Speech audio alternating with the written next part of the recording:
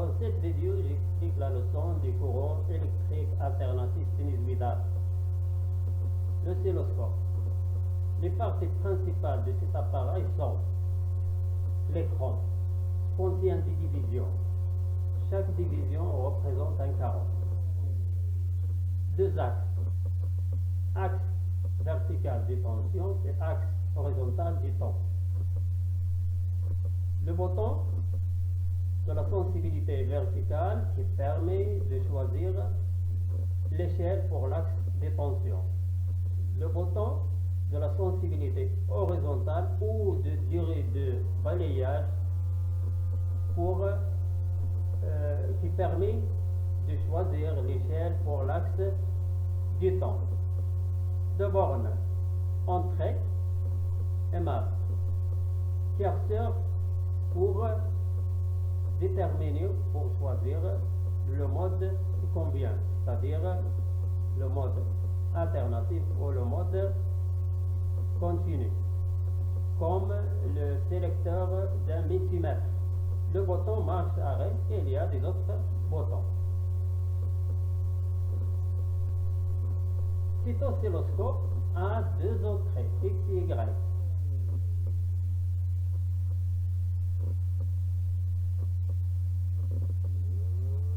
Donc, on observe un point lumineux qui se déplace sur l'axe du temps. Ce point appelé pont. On a la sensibilité horizontale égale 0,2 secondes par division. La sensibilité verticale égale 0,5 volts par division. Maintenant, on diminue la valeur de la sensibilité horizontale. 50 millisecondes. 10 millisecondes. 2 millisecondes, on obtient une ligne lumineuse sur l'axe du temps. Ensuite, on relie les bornes d'une pile à celle de l'oscilloscope, de telle manière que la borne positive de la pile reliée avec l'entrée X. On utilise l'entrée X et la borne marque.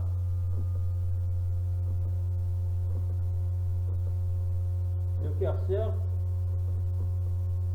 en position d'essai.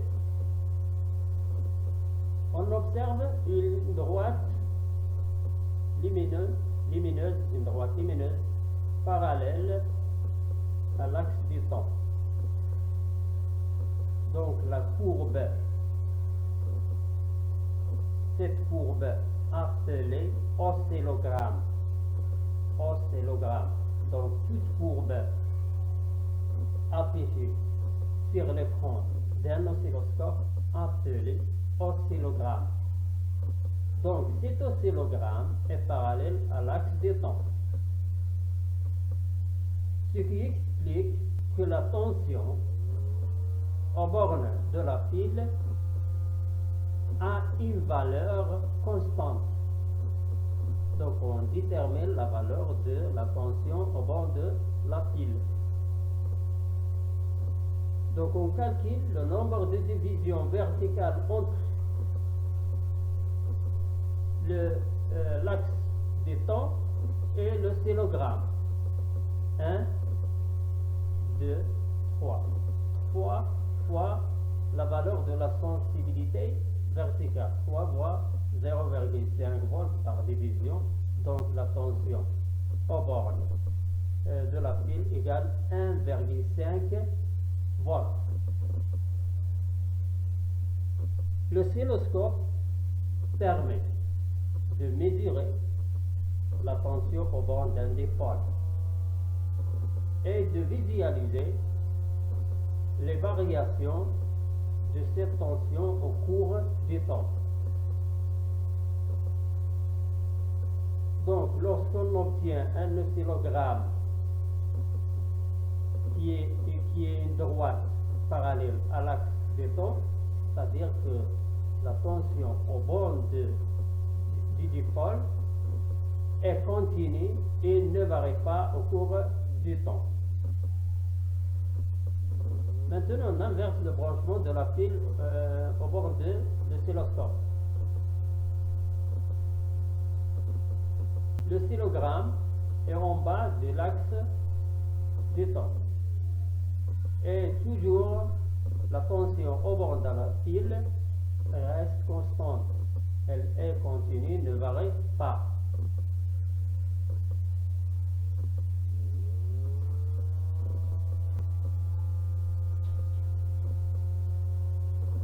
L'oscilloscope permet de mesurer une tension et d'observer ses variations au cours du temps. La courbe obtenue sur l'écran d'un oscilloscope est appelée oscillogramme. Observation. On obtient sur l'écran une ligne droite lorsqu'on relie la pile au bord de l'oscilloscope. Au bord de l'oscilloscope. L'oscillogramme est une ligne droite. Donc, la tension délivrée par une pile ou par un générateur qui possède deux bornes, l'un positive et l'autre, l'une positive et l'autre négative, est continue. Elle impose un seul sens pour le courant, dont l'intensité est constante au cours du temps. C'est-à-dire que la tension continue et produit un courant électrique continu. On a déjà vu le symbole soit du courant continu ou de la tension continue. C'est-à-dire le symbole DC est égal.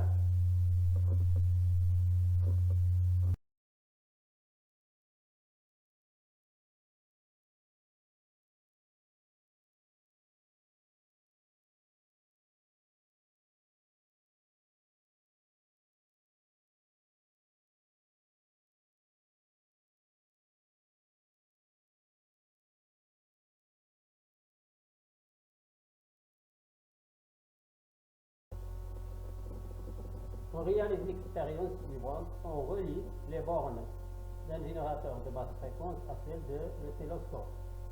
On choisit le mode alternatif. La sensibilité horizontale, 5 millisecondes par division. La sensibilité verticale, 2 volts par division. On appuie sur le bouton ON du GBF. Le oscillogramme obtenu indique que la tension délivrée par le GBF est variable. Elle change de valeur au cours du temps. Ces tensions prennent des valeurs qui sont alternativement positives, négatives, positives, négatives, positives. Donc, elle prend des valeurs qui sont alternativement positives et négatives. On dit que la tension est alternative.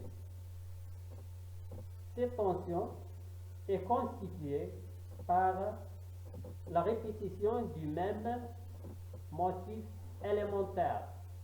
Voilà le motif élémentaire. De ce point jusqu'à là, cette portion, cette partie de la courbe de l'oscillogramme, c'est un motif élémentaire. Donc, ce motif élémentaire se répète. Donc, la tension prend des valeurs qui sont alternativement positives et négatives. On dit que la tension est alternative. Et elle est constituée par la répétition du même motif élémentaire. On dit que la tension est périodique. Aussi, la tension fait des vagues parfaites. On dit que la tension est sinusoïdale. Donc, la tension délivrée par le générateur de basse fréquence est une tension alternative sinusoïdale. Je répète, la tension délivrée par de générateurs de basse fréquence et alternative sinusoïdale.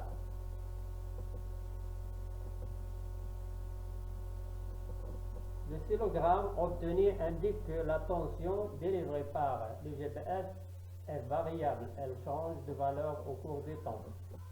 Prend des valeurs qui sont alternativement positives et négatives. On dit que la tension est alternative. Est constituée par la répétition du même motif élémentaire. On dit que la tension est périodique. Fait des vagues parfaites. On dit que la tension est sinusoïdale. Donc la tension délivrée par un générateur de basse fréquence est une tension alternative sinusoïdale.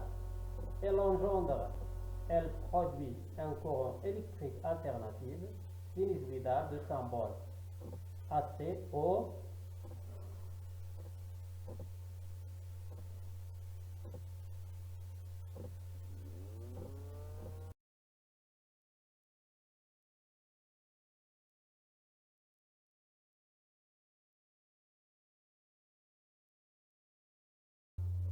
On relie les bornes d'un GPS à celles d'un oscilloscope. Oui, en réglant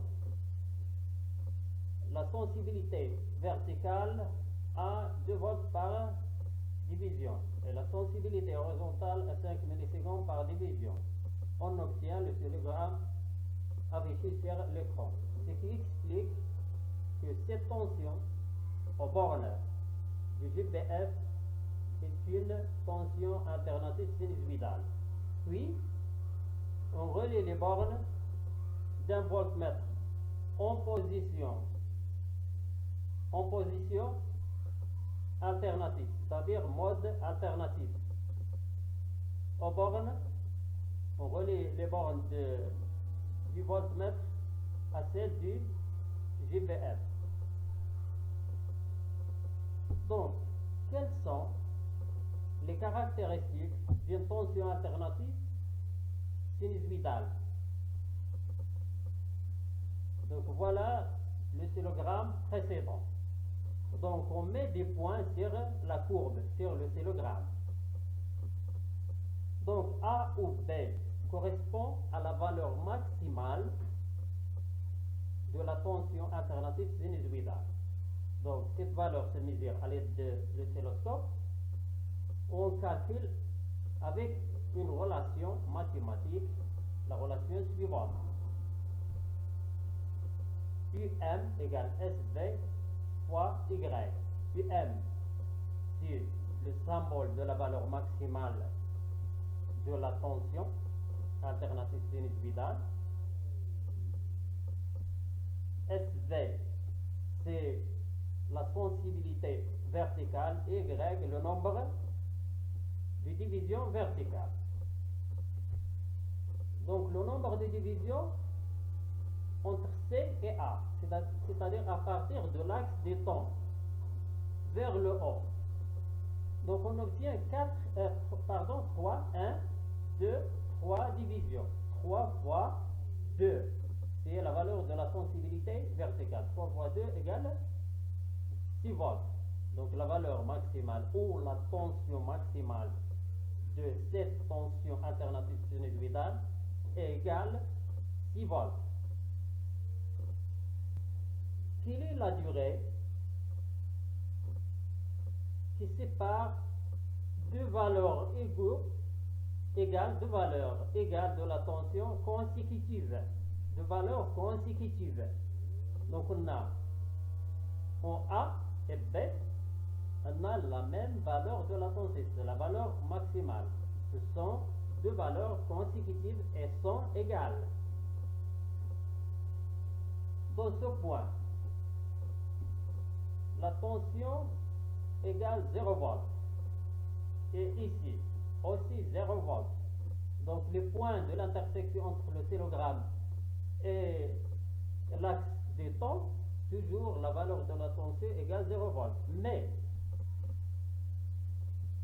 la courbe montant vers le haut et ici vers le bas, descendant, la courbe descend.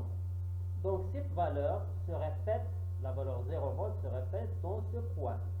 Donc calculer la durée pour que la tension prend la même valeur, dans le même sens, des valeurs consécutives. Donc, on calcule le nombre de divisions horizontales entre deux valeurs égales consécutives. Donc, par exemple, la valeur maximale, on a 1, 2, 3, 4. 4 fois la sensibilité horizontale. 4 fois 5 égale 20 millisecondes.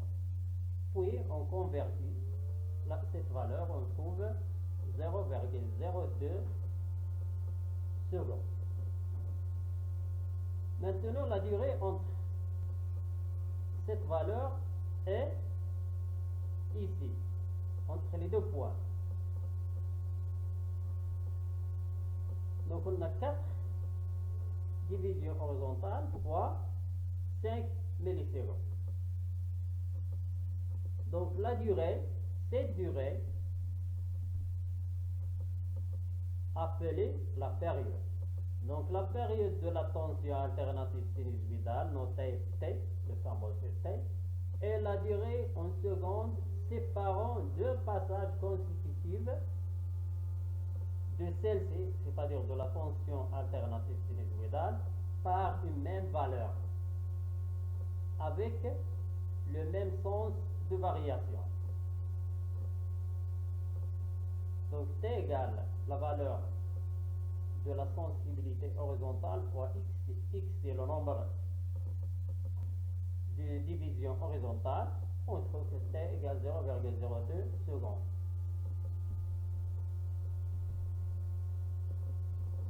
La valeur mesurée par le voltmètre. Cette valeur s'appelle la valeur efficace. Donc, le voltmètre indique une valeur constante appelée valeur efficace ou tension efficace, notée U, E de Z, c'est le symbole, de la tension alternative sinusoïdale. Donc, U, E de Z, c'est le symbole de la valeur efficace. Cette tension s'exprime en volts, comme toutes les tensions électriques. La tension efficace, c'est la tension mesurée par un voltmètre en position alternative, c'est-à-dire la tension efficace ou la valeur efficace. Cette relation relie les deux tensions, la tension maximale ou la valeur maximale et la tension efficace ou la valeur efficace.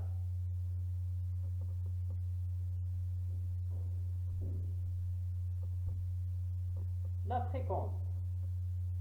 La fréquence est le nombre de périodes par seconde. Combien de périodes? Combien y a-t-il de périodes en seconde? Donc la fréquence est le nombre de périodes par seconde. Elle s'exprime en Hz, Hz. On la désigne par la lettre F. Donc F égale 1 sur T. F égale 50 Hz. Donc on conclut que les caractéristiques d'une tension alternative sinusoïdale sont la valeur maximale ou la tension maximale.